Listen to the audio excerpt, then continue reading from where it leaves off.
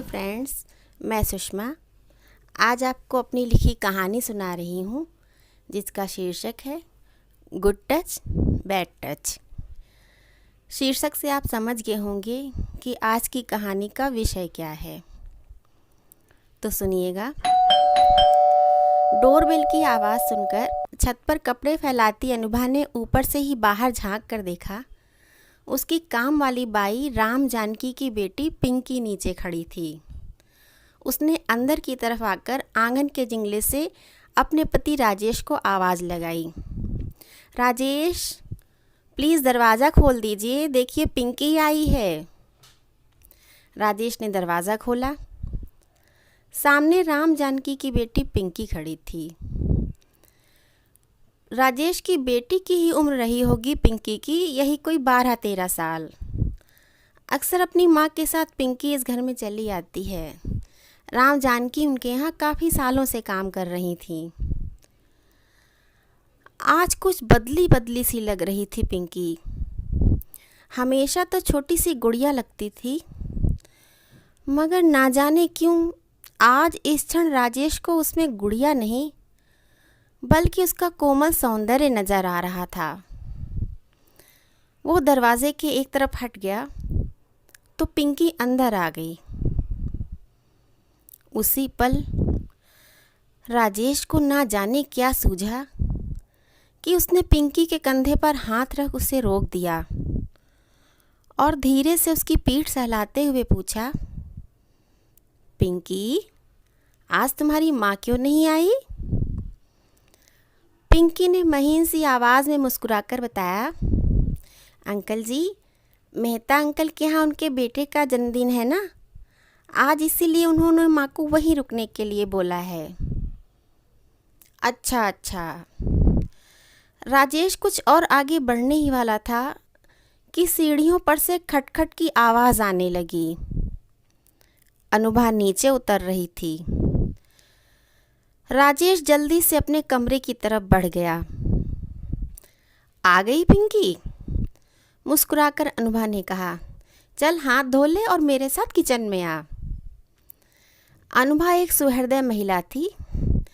पिंकी से छोटे मोटे काम करवाकर कहा, अब तुम जाओ पिंकी, और जाते जाते ये खरबूजे की प्लेट अंकल जी को पकड़ाती जाना। अभी मैंने फोर्क नहीं लगाया है, तुम लगा देना, ठीक है? जी आंटी। लंबी सी मुस्कान देती हुई पिंकी खरबूजे की प्लेट लेकर राजेश के कमरे की तरफ चल दी। राजेश लेटा टीवी देख रहा था। पिंकी को देखकर उठ बैठा। अब उसकी नज़रें एक बार फिर पिंकी को तौल रही थीं। अंकल जी, खरबूजा, पिंकी ने आवाज़ लगाई। हाँ हाँ हाँ हाँ। राजेश की तंद्रा भंग हुई। उसने प्लेट लेते हुए इस बार पिंकी का गाल सहलाकर कहा, thank you Pinky. Welcome uncle ji. और पिंकी मुड़कर चल दी। राजेश पिंकी को पीछे से भी देखने का लोभ रोक न सका। वह उसे जाती हुई देखता रहा। अब दोस्तों एक अगला दृश्य है, राजेश के घर का ही है। मम्मी, ओ मम्मी, पापा पापा, मम्मी पापा, पापा मम्मी, आप लोग इधर आइए जल्दी। लगभग चिल्लाती हुई 12-13 साल की रिद्धिमा धम्म से आकर सोफे पर धंस गई। रिद्धिमा राजेश और अनुभा की बेटी है। अल्ले अल्ले, क्या हुआ मेरी प्यारी लक्ष्मी बाई, मुँह क्यों लाल हो रहा है? किसको धूल चटा कर आई है आज? अनुभा ने प्यार से अपनी बेटी रिद्धिमा को सहलाते हुए कहा। क्या हुआ पिंकी? राजेश ने भी चिंतित स्वर में पूछा। मम्मी पापा, आज मैंने अपने टीचर कुकरेजा सर से।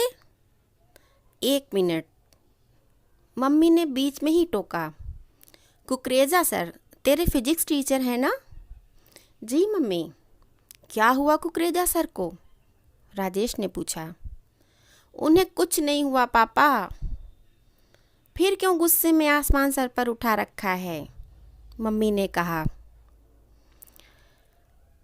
मम्मी पापा, मैं कई दिनों से नोटिस कर रही थी और आज भी कुकरेजा सर ने क्लास लेते समय मेरे कंधे पे हाथ रखा तो मैंने पूरी क्लास के सामने कह दिया, सर प्लीज़ आप मुझे टच ना किया करें।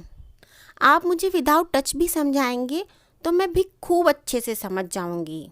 So please don't mind, don't touch sir. मैंने ठीक किया ना मम्मी? सही किया ना पापा?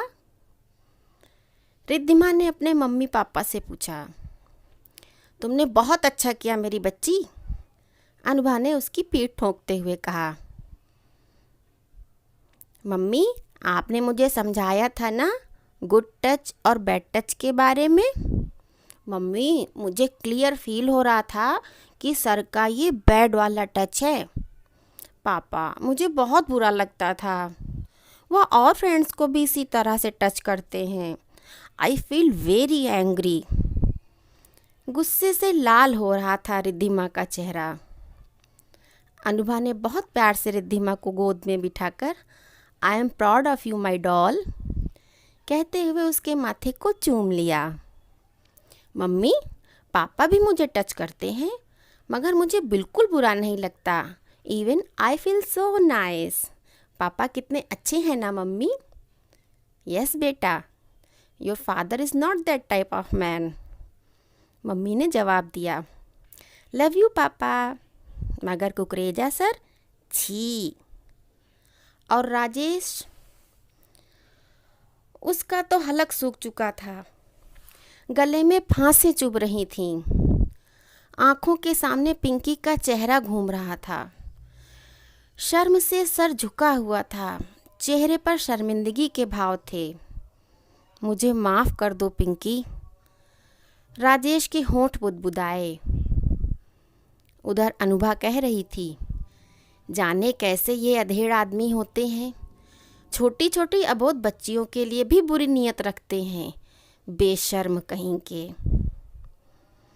राजेश को बहुत ग्लानि हो रही थी, उसका मन छटपटा रहा था और उस पल को कोस रहा था जब उसके दिमाग में बच्ची के लिए, हाँ पिंकी बच्ची ही तो है अभी। मैंने बहुत गलत किया पिंकी के साथ। इस बार जब पिंकी घर आएगी तो उसके पैर पकड़कर माफ़ी मांग लूँगा। कभी स्वप्न में भी ऐसे भाव नहीं लाऊंगा। आखिर मेरी बेटी की तरह वो भी तो किसी की बेटी है। राजेश की आंखें खुल चुकी थीं। दोस्तों, आपको कहानी कैसी लगी कमेंट बॉक्स में ज़रूर बताइएगा। Thank you.